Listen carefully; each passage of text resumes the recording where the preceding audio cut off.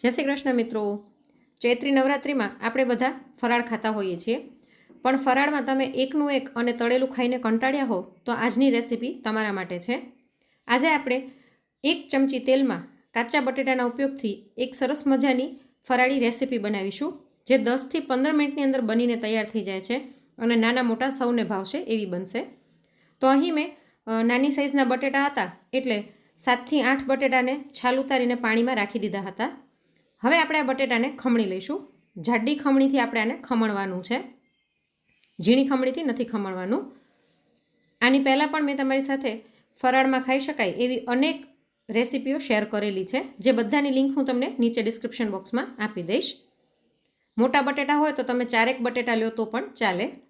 તો જો અહીં મેં બધા જ બટેટાને ખમણી લીધા છે, તો આવી રીતનું જાડું આપણું બટેટાનું ખમણ થવું જોઈએ। હવે આની અંદર આપણે મરચાંની કટકી નાખી દઈએ। તો અહીં મેં લાલ અને લીલા બંને મરચાં લીધેલા છે, બંને એક મરચું મેં લીધું હતું।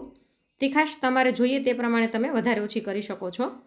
સાથે 5 કપ જેટલી ઝીણી સુધારેલી કોથમીર નાખી દઈએ અને 1 ઇંચ જેટલું આદું ખમણી લઈશું। આમાં આપણે કોઈ પણ જાતના લોટનો ઉપયોગ નથી કરવાનો, કોઈ જ એક્સ્ટ્રા મસાલા નથી, એટલે ખૂબ જ ઝડપથી બની જાય છે અને ખાવામાં ખૂબ જ ટેસ્ટી લાગે છે। તો અહીં મેં આદુને પણ ખમણી લીધું છે। હવે આની અંદર આપણે સ્વાદ પ્રમાણે મીઠું નાખી દઈએ। અહીં મેં રેગ્યુલર મીઠું જ લીધું છે, પણ તમે સિંધવ મીઠું પણ લઈ શકો છો। સાથે અડધી ચમચી જેટલો કાળા મરીનો ભૂકો નાખી દઈએ અને 1 ચમચી જેટલો ચાટ મસાલો એડ કરું છું। આ ઘરે બનાવેલો ચાટ મસાલો છે એટલે મેં એડ કર્યો છે। તો આમાં આપણે બીજા કોઈ જ મસાલા એડ નથી કરવાના। હવે આ બધાને હાથેથી ચોળીને મિક્સ કરી લઈએ। તમે જો ઉપવાસમાં ચાટ મસાલો ન ખાતા હોય તો સ્કીપ કરી શકો છો। ખાલી મીઠું અને કાળો મરી નાખશો તો પણ આનો ટેસ્ટ ખૂબ જ સરસ આવશે।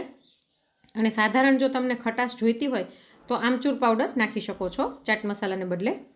તો જો આ બધું જ સરસ મિક્સ થઈ ગયું છે, તો જોયું તમે કેટલી સરળ રેસીપી છે। ખાલી બટેટા ખમણ્યા અને બધું મિક્સ કર્યું અને આપણું મિશ્રણ તૈયાર। તો હવે એક નોનસ્ટિક પેન ઉપર આપણે ઓઇલવાળું બ્રશ ફેરવી દઈશું અને આપણે જે મિશ્રણ બનાવ્યું બટેટાવાળું તેને હાથમાં લઈ અને આની ઉપર ફેલાવી દઈશું। હાથેથી આપણે આને ફેલાવવાનું છે અને બને એટલું પાતળું ફેલાવીશું, જેથી ખાવામાં મજા આવે અને બટેટા કાચા છે તો ચડતા પણ વાર ન લાગે। તો આવી રીતના વ્યવસ્થિત આને ફેલાવી દઈશું અને સ્પેચ્યુલાની મદદથી આને આપણે ગોળ શેપ આપી દઈએ। અને આપણે આ જેટલું મિશ્રણ બનાવ્યું છે તેનાથી આવડી સાઇઝના 6 પુડલા બનીને તૈયાર થયા હતા। તો આને આપણે મીડિયમ ફ્લેમ પર ચડવા દઈશું, જેથી બટેટા કાચા હોવાથી સરસ શેકાઈ પણ જશે, એકદમ ક્રિસ્પી થશે। અને આમાં આપણે બાઇન્ડિંગ માટે બીજું કંઈ જ નથી નાખ્યું, એટલે આપણે આને મીડિયમ ફ્લેમ પર શેકીશું।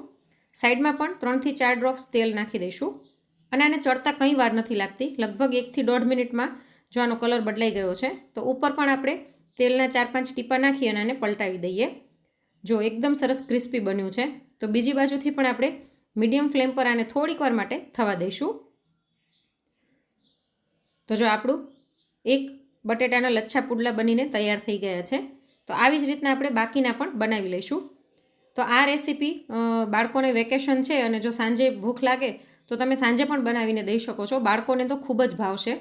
અને ફરીવાર જ્યારે આપણે પુડલા મૂકીએ ને તો ગેસની ફ્લેમ એકદમ સ્લો કરી નાખવાની અને આવી રીતના હાથેથી ફેલાવી દેવાનું। તમે જો હાથેથી ન ફાવતું હોય તો ચમચીથી પણ ફેલાવી શકો છો। તો આવી રીતના આપણે બધા જ પુડલા તૈયાર કરી લઈએ અને હવે ગરમા ગરમ પુડલાને આપણે સર્વ કરી દઈશું। તો અહીં મેં ફરાળી ગ્રીન ચટણી અને ટોમેટો કેચઅપ સાથે સર્વ કર્યા છે। તમારા ઘરમાં ફરાળમાં બીજી કઈ કઈ વાનગીઓ ખવાય છે અને તમે કયા શહેરમાંથી મારા વિડીયો જોઈ રહ્યા છો તે પણ મને કોમેન્ટ કરીને જરૂરથી જણાવજો।